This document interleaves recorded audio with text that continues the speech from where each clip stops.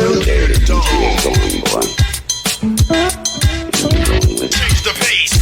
hi, oh hi. You must be back for part 2 of the Forde report. You know, detailing the anti-Semitic, anti-black, sexist, misogynistic goings on in the Labour Party. We're at racism, alright? We just got to racism. I just did part 1. If you want to see what part 1 is about, that's the video before. But we're at part 2. Racism. In the Labour... I know. Let's get it. An employee survey conducted by the party in August 2020, the STAR survey, was in our view unhelpfully framed in that the opinions in response to question, what is your ethnicity, were British, English, mixed heritage, other, white, background, black, Middle Eastern or North African, Scottish, Irish, other Asian background, Indian, other, prefer not to say. If the question was indeed about ethnicity rather than national identity, okay, it appears that, for example, British has been used as a synonym for white British, which, needless to say, is problematic, and the other groupings are somewhat odd and not comprehensive.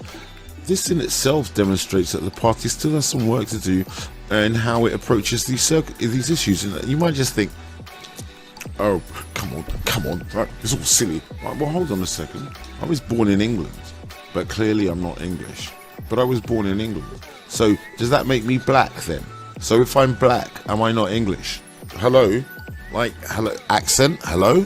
Should that not be English, Caribbean? It just goes to show that they're not exactly in tune. And frankly, they can't be asked to be in tune. In total, noting that the categorizations are flawed, 82% of staff identified as British, English, other white background, 82%, Scottish or Irish, and we note that that would include individuals from Gypsy, Roma or Traveller backgrounds. Okay, so if you're a Gypsy, Roma or from a Traveller background, you identified as English white. I'd call those minority cultures, but hey, they're coming over and they're doing that. Or the Gypsy Romans they're coming over and they're classifying themselves as white. Only 3% identifies as black, Middle Eastern or North African, 2% as Indian, 2% other Asian, 5% mixed heritage, and 5% as other, prefer not to say. We heard evidence relating to the experiences of ethnic minority members and staff. Ooh, what happened? Diversity in the party organisation is something which again has been an issue for the entire time I've worked for the party. Initially, when I first started, of the 11 regional directors and general secretaries in place, 9 were men and all were white. Kind of reminds me of my old school.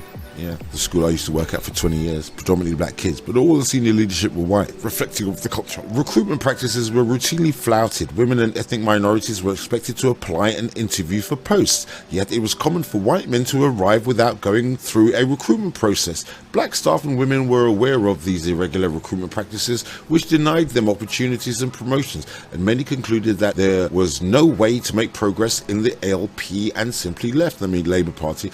Yeah, that's 100% what's going on in schools right now. For professional, educated educators. You're hitting the wall and it's not invisible.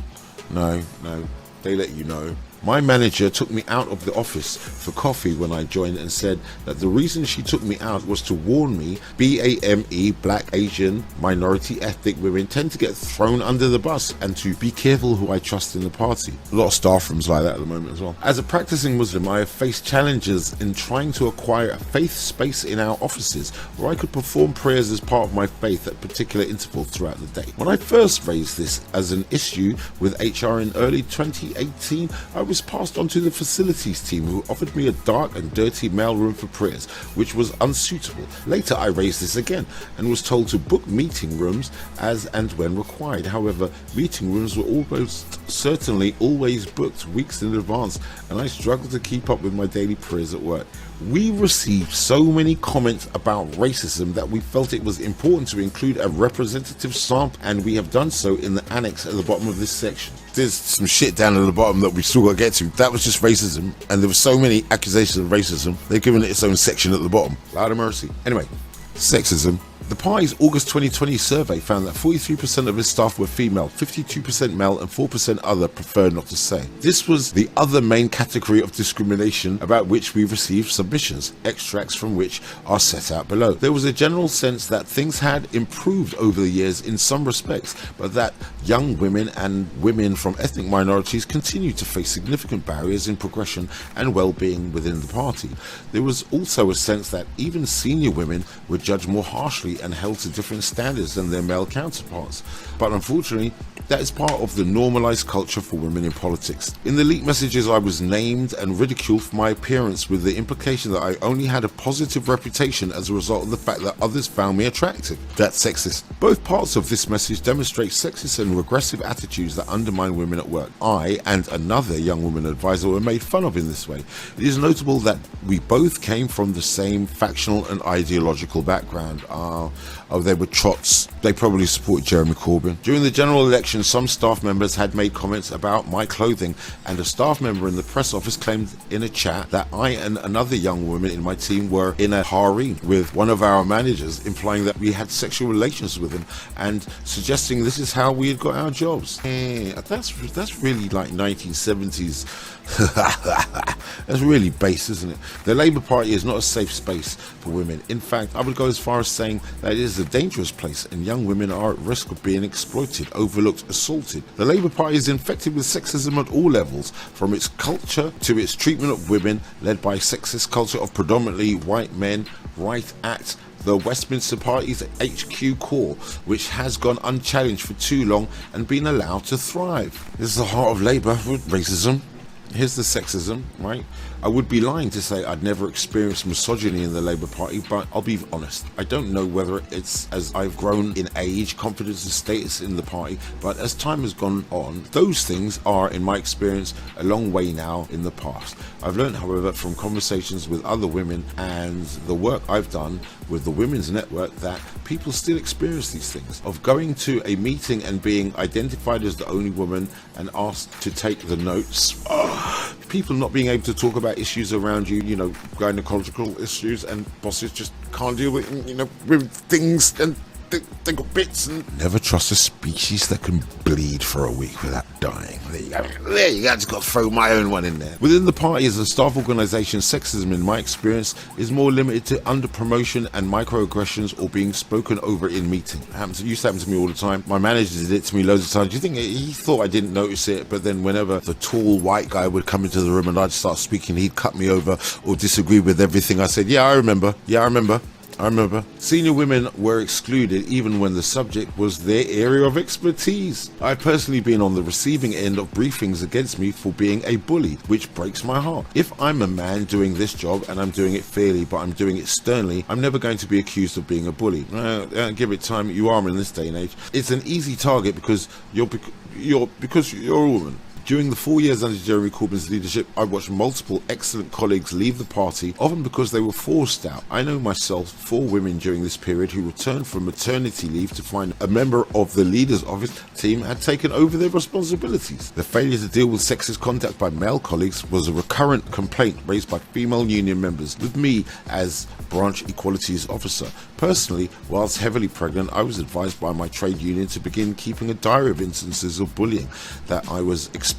I felt powerless to make a formal complaint on the basis of the issues that I was experiencing, because I knew that it would not be investigated properly and would be seen as a mark against my name. I know exactly how you feel, right? People are going to be bored of hearing me say this, but as a teacher in the place for 20 years, I reported a head of child protection who was having sex with the girls. This is at school in North London. If you want, I'll tell you the name. Right, and they fired me for it. In fact, they racially harassed me out of the job.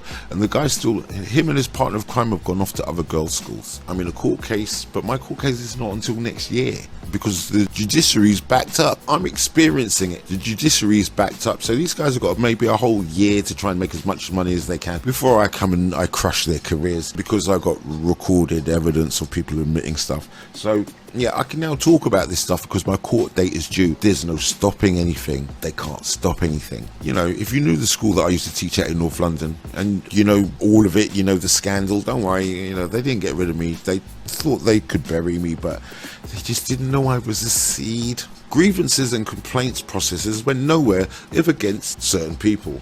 My personal experiences of these processes were terrible. I put in a grievance regarding bullying, harassment and sexism against my then line manager, but as they were politically appointed, my complaint was disregarded and twisted to try and make me sound like I was politically motivated rather than the victim of bullying and sexism. Other types of discrimination. We have not included in this section discrimination on the basis of political beliefs. Trots. What do you think the word trot means? That's a term used by the Starmer infiltrators, the Starmer Mossad infiltrators, to represent anybody on the left of the party, anyone who would have voted for John Smith, anyone who would have voted for Jeremy Corbyn, and anyone on the left, anyone who was still there for the Scargill years, you're trots, right? I don't know if you knew, right? But inside the Labour Party, you're a trot, right? We have not included in this section discrimination on the basis of political beliefs because that is covered in our consideration of allegation 1. We know, however, that many of the inquiry's respondents felt that they were subject to negative treatment, exclusion or bullying on the basis of their factional alliance, and that in many cases they felt that factional hostility triggered or intersected with other forms of discrimination. What? Intersected with other forms of discrimination? You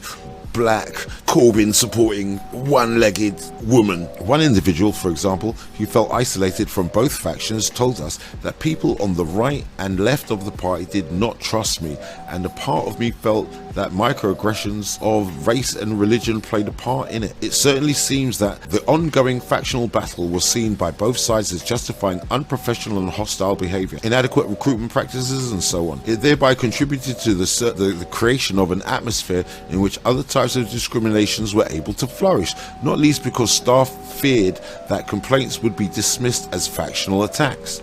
This is how you destroy Labour from the inside. This is 100% how you destroy Labour from the inside, and it's all Keir Starmer's right-wing people, okay? Right, we received very few responses which touched on homophobia or discrimination against people with disabilities in party workplaces, and we did not receive reports of transphobia. That's funny, that. Don't get me started. We received very few responses which touched on homophobia or discrimination against people with disabilities in party workplaces, and we did not receive reports of transphobia. That does not necessarily tell us anything about their prevalence. We suspect that in some cases it is at least in part because the party had a relatively low number of employees and former employees with those protected characteristics. Some of the evidence we saw supported this suggestion, at least historically. One former employee who had worked for the party for many years, for example, told us that I met no disabled staff during my time working for the LP, Labour Party. Yes, some disabilities are hidden, but there was no discussion or awareness of disability issues. However, in the staff survey in 2020, 10% of respondents confirmed that they consider themselves to have a disability. Let's probably talk about things like dyslexia. Another respondent told us that the party was disproportionately heterosexual. Probably. Well, the issue is we haven't got data in terms of sexuality. In the staff survey, however, 78% of staff identified as straight, 7% as bisexual, 6% as gay or lesbian, and 10% other, prefer not to say. All right, because they haven't got that in Labour to that extent. You thought there'd be more gay and lesbian representation in Labour, but according to the stats on this report, a very specific demographic seems to hold sway within the higher echelons of the Labour Party, according to this report. So here's the annex. There's so many, remember there were so many complaints of racism, they made racism its own annex at the bottom. For instance, so many incidents came in. Let's go through some of those incidents that happened in the Labour Party. Lack of ethnic minority representation in party workplaces. In our Black, Asian, minority ethnic staff network meetings, the context of that leaked report have resonated. Concerns have been regularly raised about the apparent lack of progress for people of colour in the organisation because it's Labour. They have one, it's David Lammy, and no more are allowed in. David Lammy's happy with that. Okay, and he'll probably help deselect any potential black and Asian minority ethnic members of staff who maybe hail from the Caribbean and might be smarter, wittier and more articulate than him. Heavens forbid. I mean, it's a possibility, don't you think? The trainee organisation programme established by the party, for example, did not hire a single black ethnic minority organiser in its national cohort in 2019. Well, okay, so how are you meant to win Tottenham and Brixton and all those other, and Harlesden? How are you meant to get those areas? Remember, they're just relying on your... But this report is letting us know that the Labour Party takes our vote of so little value, in the same way that the Democrats have just totally disregarded the black vote. The black vote used to be a swing, yeah? It used to be a swing vote, and it used to help push the left over the top.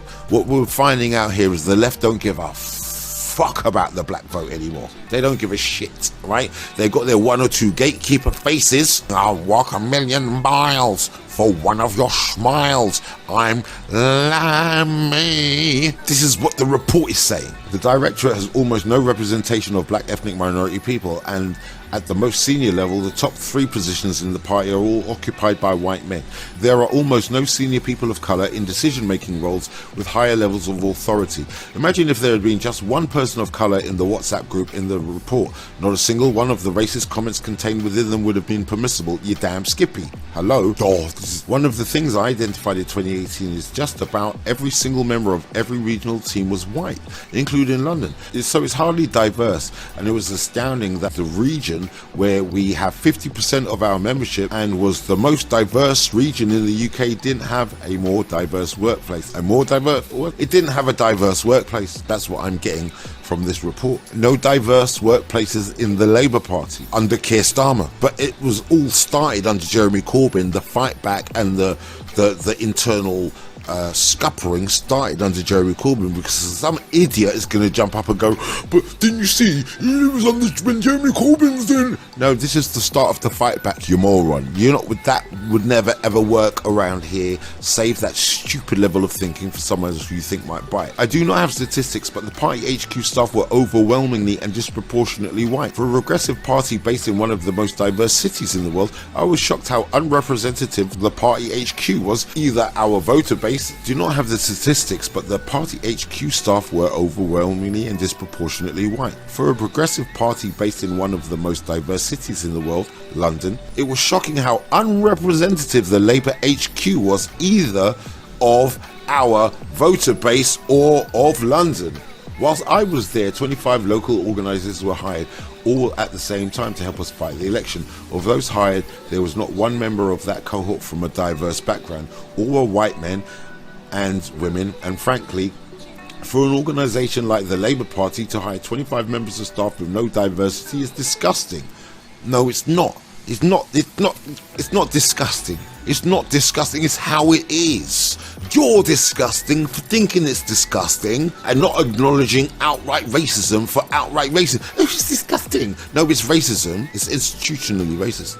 Right? It's disgusting. No, it's institutionally racist is what it is. Barriers to recruitment and promotion. Diversity, recruitment and retention of black ethnic minority staff is a distinct problem in the Labour Party. Clearly, the contents of the report are related to this. They indicate a culture which looks on black, Asian and minority ethnic staff as lesser. No way. Really? Okay. You need to stop voting Labour. Don't vote Labour. Like, and you know what? And you know the desperate idiot. Who are you going to vote for then? You know, subsidy, you know? Like, do you know the cowardly fear, right? They said this with the Democrats over in America. Don't vote for the Democrats. They take your vote for granted. Don't vote for them. Do you know the amount of snoo that came out? What do you mean? What do you mean don't vote?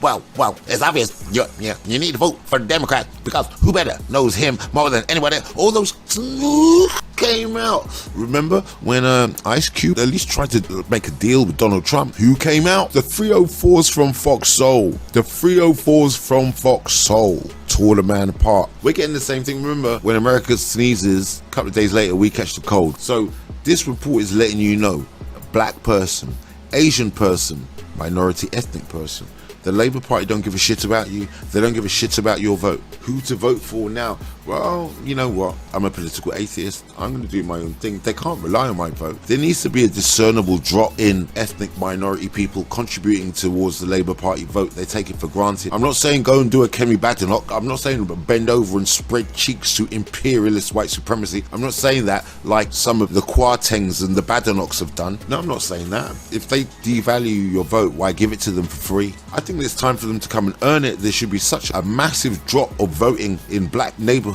that they need to wake up and then come out, and then we'll see who they send to us, and then let's see how they address us. That's what I think should be happening over the course of the next few months. As part of the BAME staff network, there were various discussions about those with experience applying for jobs and being frequently overlooked for less experienced white staff members. No shit. It also did not escape me that even with the increase in BAME staff, this was at lower levels in seniority and of course subsequent pay grades.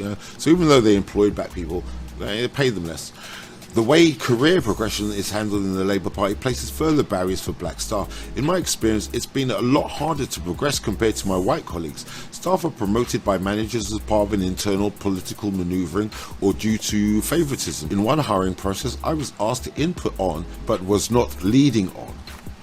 I raised that all the candidates were white men, and I advised that we reopen applicants. I was ignored, and one of the slew of white men was hired. One of the slew. In the process, an argument was made that it wouldn't be possible to diversify the list as we needed a more qualified candidate.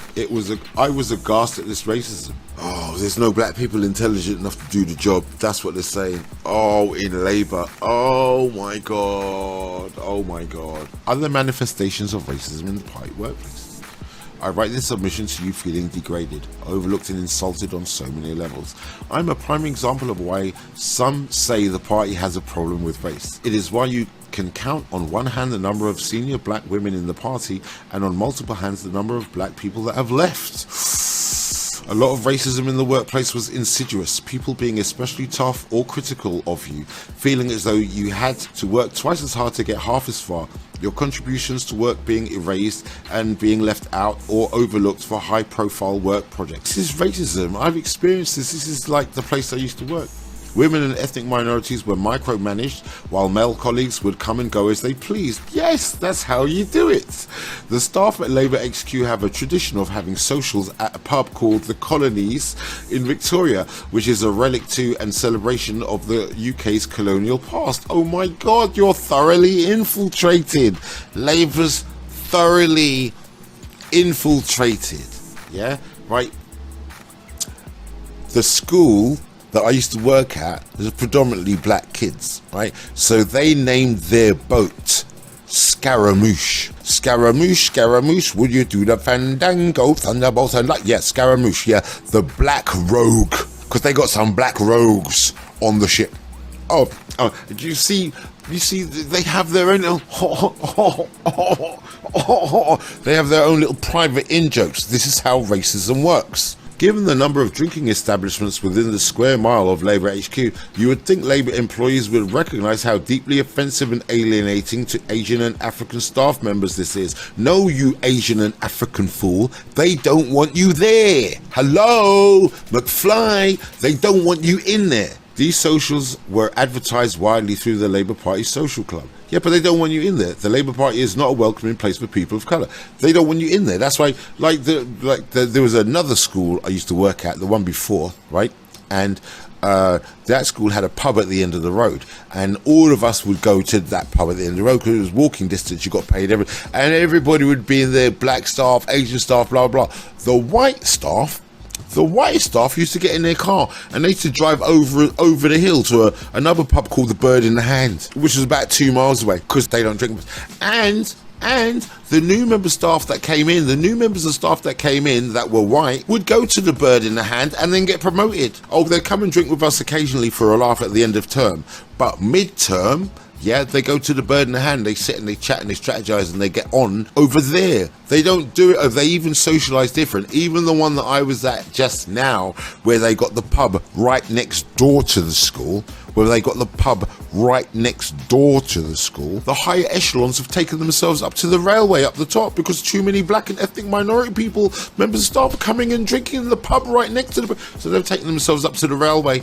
So if you go and look in the railway, you'll only see white members of staff in there. Just so you know, right? Being practiced right now, just so you know. Treatment of MPs from ethnic minorities and their staff. I have often been uncomfortable with the way people talk about black politicians, but particularly Diane Abbott. She undoubtedly receives much more ire and abuse because she is black, and yet more because she is a black woman. It has therefore always concerned me how black people far more junior than Diane may be seen or talked about. This sort of thing makes me more conscious of my colour in the Labour Party than I am in everyday life, which is not a good situation for a party with the values we have. Remember, as I said, remember what I said? I made a video. Go back and have a look at it. Diane Abbott clan activity. Do you see how embarrassing she is? Do you see how much of an embarrassing poster child she is? Every other black member of staff is going to be thought down on because of Diane Abbott and her incompetence. She's incompetent anyway.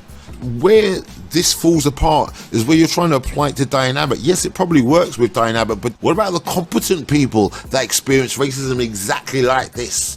See, when you level this thing at Diane Abbott, everyone with half a brain can think, oh, but she's incompetent, because she is incompetent. Therefore, the accusations of racism diminish because of her incompetence. She should have been got rid of a long time ago. But her incompetence actually feeds down to other black ethnic minority people who want to be taken seriously in the party. If that is your figurehead, if that is the person you laud as one of the top MPs and she displays public incompetence like that, why is anyone going to think highly of anyone underneath her? You tell me, yeah? I always felt disrespected as a member of staff, and for a significant amount of time, I was the only black political advisor. I was often asked around Parliament if I was Diane Abbott's daughter or her niece or on work experience. Oh, Lord. Oh wow, I'd really like to interview this person. I'd really like to talk to this person if I could. As a Muslim brown woman working for Diane, the way that others began to interact with me as an extension of the way they treated Diane, my confidence took an incredible tumble. I began to question myself. What did I haven't read through this. I'm reading through this now. It's the first time reading. Seeing the comments directed towards Diane Abbott in the report only really confirmed what many of us understand exists, that it is a culture that see black people and other black people in a negative light. It is quite interesting to hear how some of the staff refer to activists or politicians of colour when they don't agree with them. They use far more extreme or dangerous references to them. Yeah, they do. Hierarchy of racism. Let's get to the end. Let's get the cherry on the top. Here's the cherry on top, right? Remember, forget our racism. All of our racism takes a second seat to anti-Semitism, and this report tells you that anti-Semitism was used as a weapon by Keir Starmer's lot. It certainly wasn't used by Jeremy Corbyn's lot, because Jeremy Corbyn's lot were being accused of being anti-Semitic on a regular basis. Well, who was doing the accusations from inside the party? There have been many occasions where I've been distraught in the lack of urgency for other cases such as Islamophobia, racism and sexual harassment due to the organisational priority of being anti-Semitism or anti-Semitic. That's grammatically incorrect. There are various forms of racism that clearly take place in the Labour Party, but the most hurtful is perpetuated by staff in the party, some who propagate a hierarchy of racism, where one form of racism is seen as more important than others in the way it's dealt with or discussed. That's right, we've been saying this from time. But you know which black member of staff has not said anything about this at any time, at any point in their long time there as the figurehead for black people? Who hasn't said anything? It is incredibly hard to not draw the conclusion that, just as in British society, Islamophobia is not treated with the same seriousness within the Labour Party as other forms of racism. The party also has created a clear hierarchy of racism and prioritised the viewpoint of certain groups over others. It did not go unnoticed that the community organisation unit was treated like an enemy within and bullied by the rest of the staff, as well as well-known MPs, and also just happened to be the most diverse. Community organising unit was the most diverse and received a hell of a lot of bullying because Labour is racist. As a mixed race member of staff in an organisation with less than an acceptable level of diversity, it is upsetting when it feels like racism is only taken serious when it is politically convenient. The above narrative, in my opinion, shows white staff obstructing, whether deliberately or accidentally, the party's attempt to deal with anti-Semitism. This apparent willingness to subjugate the tackling of racism to personal and or factional disagreements must be tackled if the party has any serious chance of rebuilding its relationship with with various ethnic minority communities, which have felt mistreated and taken for granted by the party for years. Like, here's the thing, there was no anti-Semitism. There wasn't like, what you mean, calling out Israel for what it's doing, noticing the disproportionate number of Israeli lobbyists, yeah? Okay, that's not anti-Semitism, right? Talking about the illegal occupation of Palestine, the illegal creep of the illegal state of Israel. That's not anti-Semitism. But we got racism and sexism in Labour. I am the king and will not be. I am the king and will not.